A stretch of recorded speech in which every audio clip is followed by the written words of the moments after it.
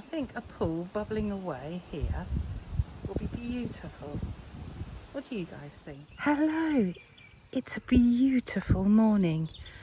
My name's Heidi. Welcome to the Tudor Cottage Diaries. These are my diaries. I upload every 3 to 4 days. However, uploads have become quite hard at the moment and one has taken 2 days to go through. So there's a backlog of videos that I need to post.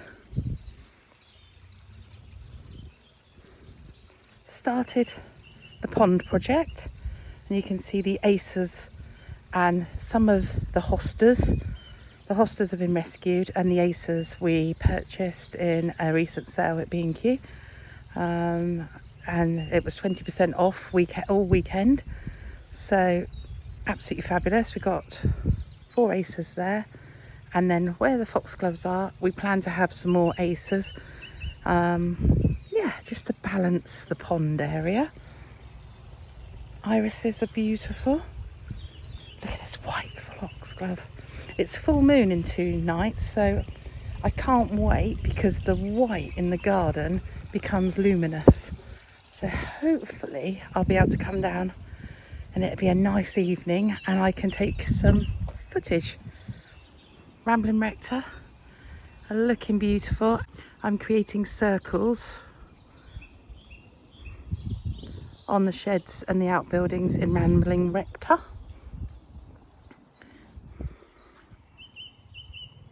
We've got some roses happening with the foxgloves, looking very beautiful. Lots of gaps in the garden now. I have weeded through the rose garden, so now the gaps are ready for the cosmos to go out sort of the 2nd week of June. Just going to let them get a really good root system. I've pitched them out, so they are now ready to sprout and get bigger. But I know people have said it before, but I wish we had smelly vision. The scent of these roses is just incredible. This is HRH, Her Majesty the Queen Elizabeth. This is a Haskin rose. It's the only rose in the rose garden that's not David Austin rose. Absolutely beautiful, and you can get Haskin roses from B&Q, but I wanted one that was actually significant to our late queen, and this is it. Absolutely beautiful. Bit of a patch here. That's where the Buxus was, the Buxus sempervirens that got the caterpillar, then it got the virus, and I just thought, do you know what, I can't be doing with this. So it came out, cornflowers have gone in, and I'm going to think of something to go there, but I think it might be an acer or a rhododendron, but something like a very pale pink to match this pale pink calming vibe of the garden. The cottage is looking beautiful as usual. It feels such a really lovely fresh day. It's going to be a warm day, but at the moment there's a little fresh breeze, and that's just helping cool the air. Look at the buds on the peony. So close, so close. I have to rescue this clematis that has, I'm not going to do it yet, I'm going to do it when it's flowered, because at the moment it has a weed that it's climbed up. And I have to see if I can rescue that. Anyone know what this is? I've tried it on a plant search. We're waiting for it to flower. It's yeah, it's definitely a weed of some sort, but yeah, it needs to come out. It's like falling everywhere. That's going. There we go. There's the Honesty. This is the one that I chose. It's a very strong plant, as you can see. 8 really strong stems. Lots of queens happening here. Each queen has 3 seeds in it, so that will be enough for the entire garden, that one plant.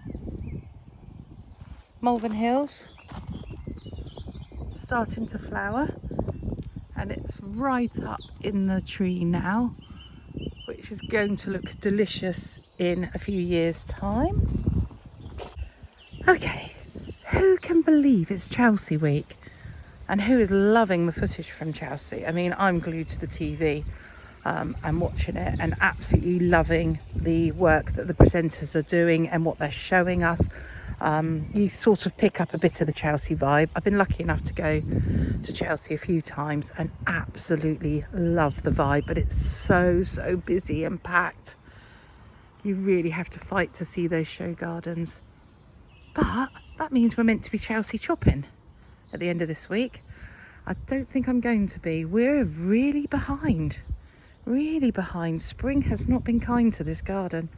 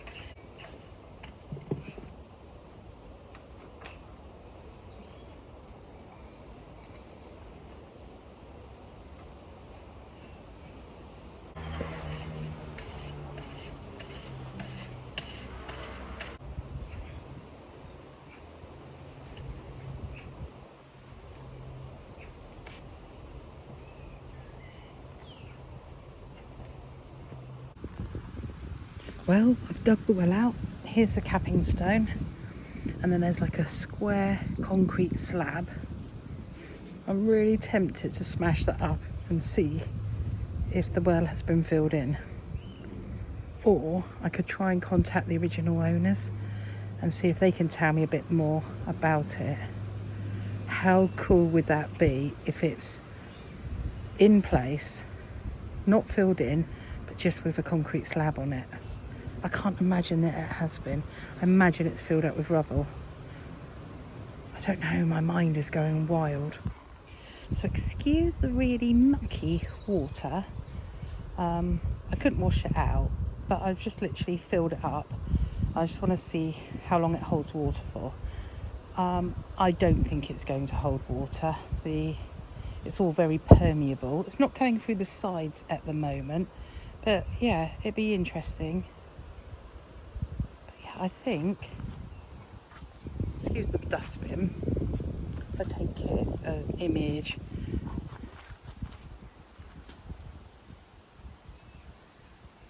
I think a pool bubbling away here will be beautiful. What do you guys think?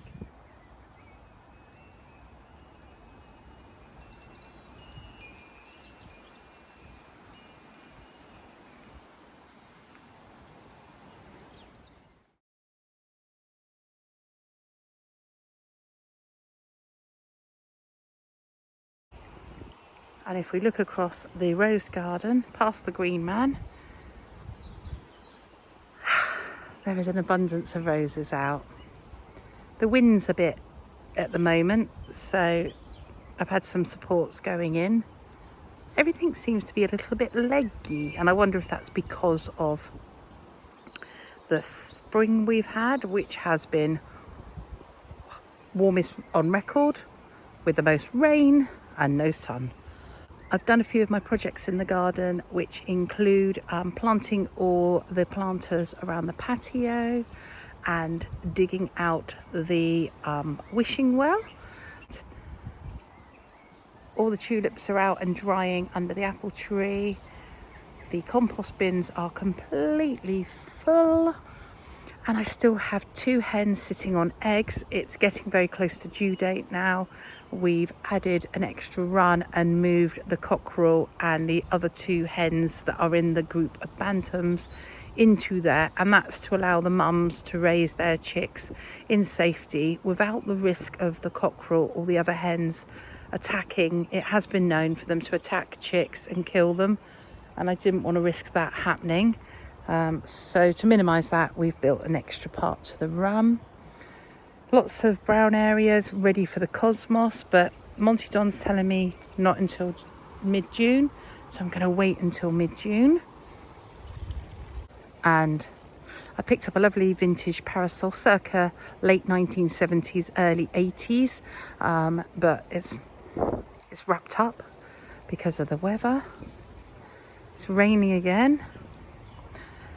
Oh, so I moved the prunus here because I wanted a tree here and I just couldn't find a laburnum.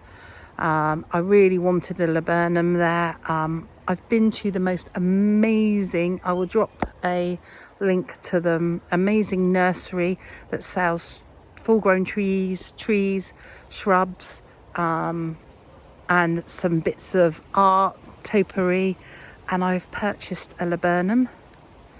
And it's going to be delivered. So the prunus will get relocated or given away, and the laburnum's going to sit there because that is the most ideal spot for it. It is Chelsea week, so therefore it's raining. But it does mean that we have the foxgloves. And that is a really joyful, colourful view of the foxgloves, the aquilegia, the Acer palmatum and the tree ferns, underplanted with a shuttlecock fern and a spirea.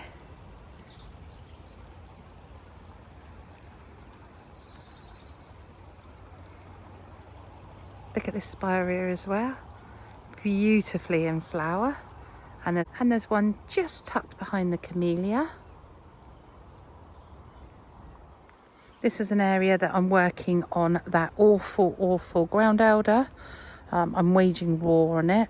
A plant I haven't shown you, let me show you I haven't shown you for a while, is the brown turkey fig, which has done really well this spring. Buried under this lot is the step-over apple tree, which has got lots and lots of apples on it. It's doing really well and still very much unsupported. I've been very neglectful of the birds, so I'm going to fill the bird feeders now. The tomatoes, the melons, basil has all been planted, and then that's going to have a rejig around in the greenhouse before we paint the floor, which is a project I'm very excited about. Looking through this herbaceous perennial border, the roses are out. I've just spotted my hairbrush in the border. I have no idea how it got there. The alliums are out, the daisies are coming up. We've got the roses that are meant to be going round and round. The obelisks are out, or just about to come out. Look at the geraniums. They're just crazy. Absolutely crazy. But beautiful. With that geum.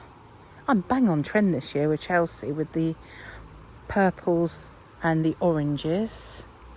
And then I've got this most magnificent delphinium. And then we've got the medley of the cow parsley, the Solomon's seal and the geraniums in that corner near the beehive. I must get a new beehive. Let's go and check these water levels. It is definitely dropping.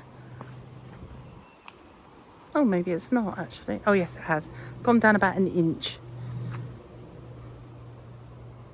you can see a slight current. So we now know that we're going to need to seal that, but I think it's going to work. Update on the sweet peas. I've noticed some people through social media are having problems with their sweet peas this year. I definitely had a problem with my sowing. Hardly anything came up, but I had my first flower, and would you believe it, the only ones that came up were the dreaded purple ones from last year. So I planted all of those soft pinks, blues and yellows, and I've got mauve. Hey ho.